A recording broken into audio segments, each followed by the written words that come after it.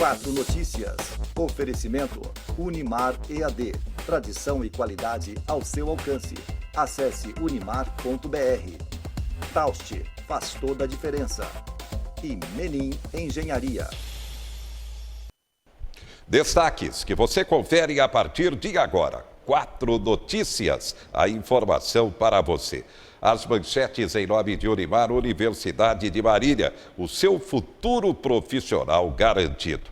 Comércio de Marília passa a funcionar até às 10 da noite em razão do Natal, nesta sexta-feira. Você vai saber a expectativa dos comerciantes para as vendas. Como foi o ano tributário de 2019 e o que teremos de novidades por aí.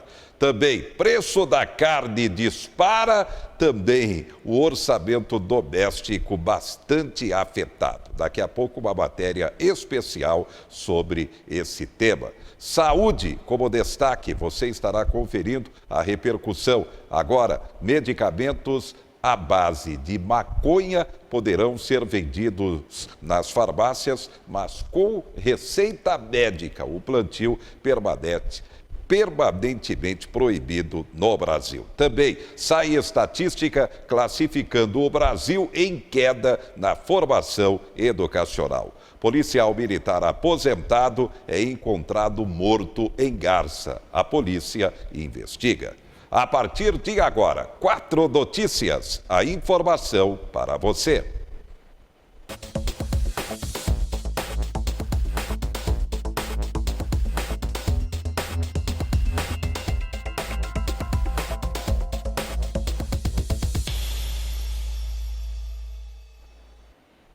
E novidade na área tributária no Brasil. Novidade anunciada pelo governo federal. Você confere. O principal objetivo da portaria é permitir que o contribuinte que não cometeu fraudes e está devendo para a União possa pagar o que deve. Quem entrar na negociação tem a cobrança do débito suspensa e é excluído do CADIM, a lista de devedores. São 2 as formas de renegociação. Quem tem débitos maiores do que 15 milhões de reais pode receber uma proposta da Procuradoria-Geral da Fazenda Nacional ou fazer sua própria proposta. Mas se a dívida for menor, basta que o devedor entre na chamada transação por adesão. Neste caso, ele recebe uma proposta e, se aceitar, tem acesso ao parcelamento em até 180 meses e a possibilidade de amortizar ou liquidar a dívida com precatórios fiscais, por exemplo. Esses descontos de até 50% sobre o total da dívida, sendo que ele pode aumentar para até 70% no caso de devedor pessoa física, empresário individual, microempresa, empresa de pequeno porte ou empresas em recuperação judicial. A ideia do governo federal é facilitar o pagamento dessas dívidas com a União. Com isso, o devedor regulariza a situação, pode manter a empresa aberta e os empregados trabalhando. Já o governo federal pode arrecadar mais para investir em políticas públicas, além de conseguir receber valores de dívidas que antes eram consideradas irrecuperáveis.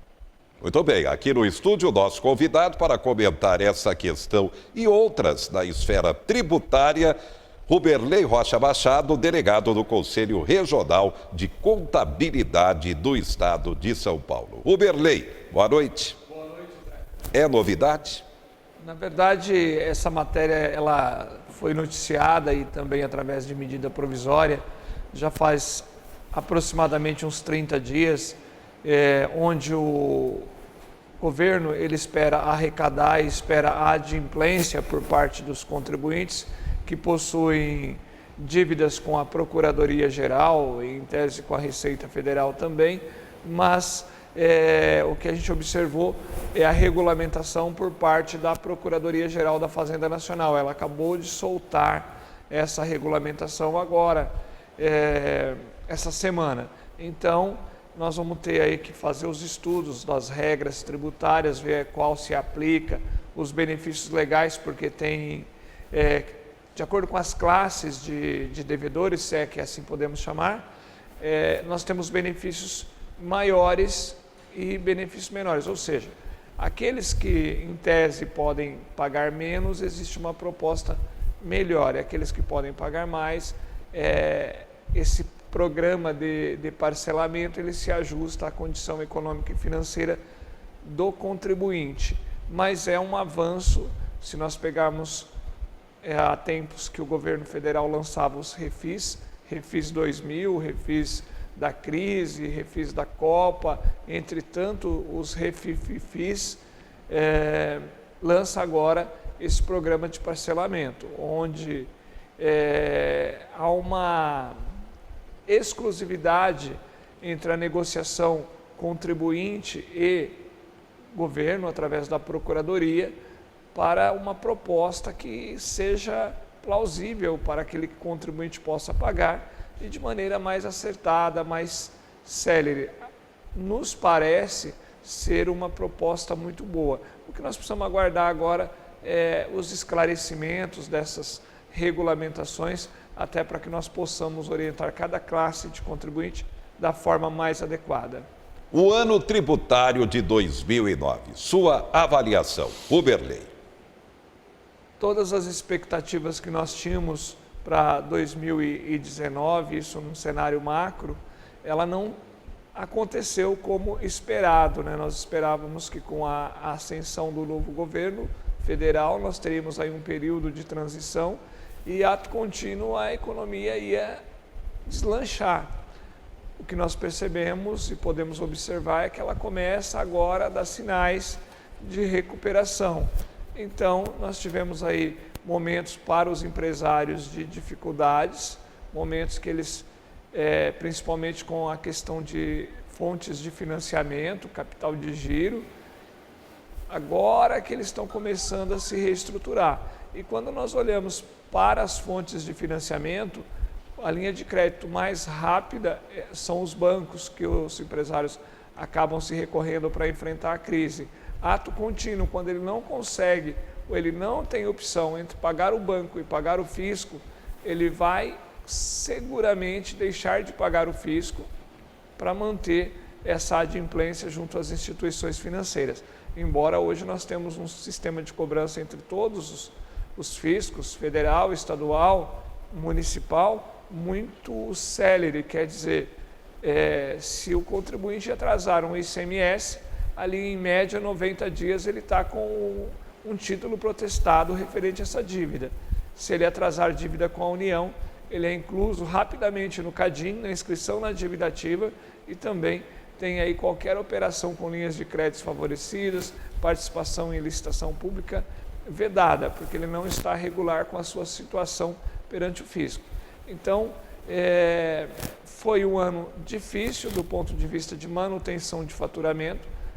Lógico, tem ações, movimentos isolados que foram muito bem, mas a grande maioria, aqueles que conseguiram manter crescendo igual à inflação, já podem se dar 2019 por satisfeito, porque foi um ano de muita dificuldade econômica para os empresários de maneira geral. Reforma previdenciária ainda continua sendo um desafio. Inclusive, estados, municípios terão que se adequar à Previdência até julho e terão que elevar a alíquota para 14%. Seu comentário também, Huberley. Olha, o comentário agora é mais enquanto cidadão. Se nós, enquanto cidadãos civis, pagamos os nossos impostos, temos as retenções na fonte, contribuímos para a Previdência e temos aí um limite de remuneração, que é o teto máximo hoje da Previdência Social, nada mais justo também que se faça essa equiparação do servidor público de maneira geral, tanto na contribuição quanto na forma de remuneração. Agora, isso vale para todos, quer seja da iniciativa privada ou quer seja do setor público. Se nós quisermos complementarmos uma aposentadoria, ter algo melhor do que a Previdência Social, nós devemos pensar numa aposentadoria do sistema privado de previdência, uma capitalização, buscar opções.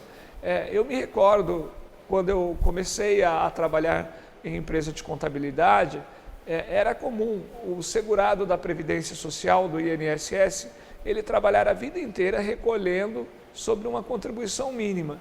nos últimos 36 meses ele ia lá, de alguma maneira, e se ajustava a contribuição para o máximo. Logo, a aposentadoria dele era sobre o teto da Previdência. Bom, olha que situação, ele não contribuiu para participar do clube, mas recebia 100% de volta do que o clube podia oferecer, o Plano Plus, por exemplo. Isso começa a mudar lá em 99, cria-se o pedágio, cria-se o fator previdenciário, a média aritmética para fins de valor de salário de benefício, até então era 80% das maiores contribuições, e começa a ficar mais difícil esse jeitinho brasileiro que se fazia naquele tempo. Então, de 94 para cá, nós já tivemos esse ajuste. E agora, com a reforma da Previdência, será todo o período laborativo que fará constar como base de remuneração, ou seja, de julho de 94 para cá, para aqueles que já estavam na Previdência e aqueles que ingressaram pós o julho de 94, quando forem se aposentar, todas as remunerações serão consideradas. Lógico, se ele contribui sobre o mínimo ao longo do caminho, a remuneração, o retorno vai ser sobre o mínimo. Então, o momento e a gente fala muito isso quando nós estamos frente a frente dos nossos clientes, em especial no momento da constituição da empresa, é que essa conversa tem que ser neste momento. Não adianta daqui 15, 20, 30, 35 anos, 45 anos, dependendo do caso, 40 anos agora, ter essa conversa. Não dá para voltar e arrumar.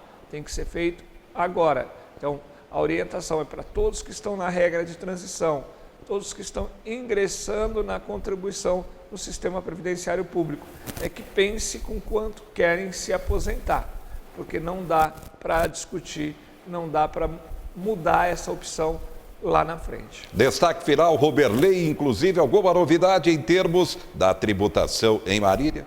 Nós tivemos essa semana a aprovação do novo Código Tributário do município. Nós tínhamos esse código já há algo em torno de 20 anos, com algumas alterações. Ele passa por uma revisão geral, uma reestruturação, mas assim, para o contribuinte, de maneira geral, nós não percebemos, isso falando em contribuinte do ISS, que é o Imposto sobre Serviço, que é uma das principais fontes de arrecadação do município.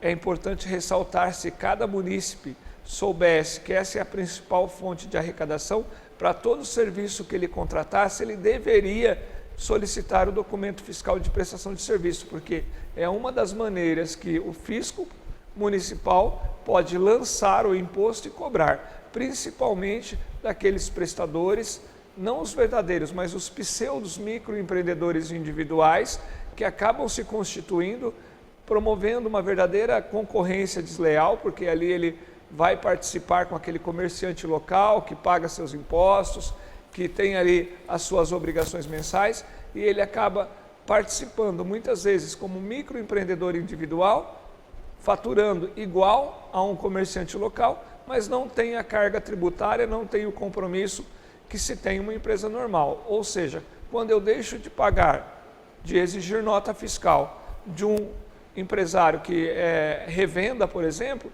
eu estou prejudicando o Estado, o município e a União.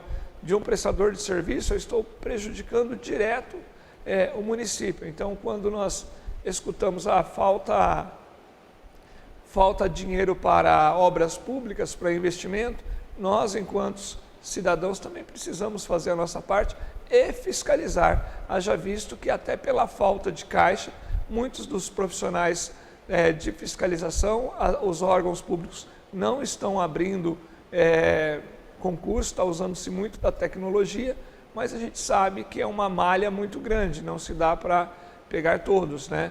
Então, a ideia é assim, o que a gente está falando com isso? A carga tributária é alta sim, mas se todos pagarmos, quem sabe podemos pagar menos. Muito bem, obrigado. Roberley Rocha Machado, ele que é delegado do Conselho Estadual de Contabilidade. Destaques do momento da economia. Receita abre segunda-feira consulta ao 7º lote de restituição do imposto de renda e o dinheiro sai no dia 16. Saques de R$ 500 do Fundo de Garantia para nascidos em setembro e outubro, começando desta sexta-feira. Endividamento das famílias subindo em novembro. O Japão apresenta plano de recuperação para evitar a recessão. Daqui a pouco vamos falar sobre comércio de Marília funcionando até às 10 da noite a partir desta sexta-feira para o Natal. O orçamento pesando e a carne bovina a grande vilã do momento. A gente volta já já.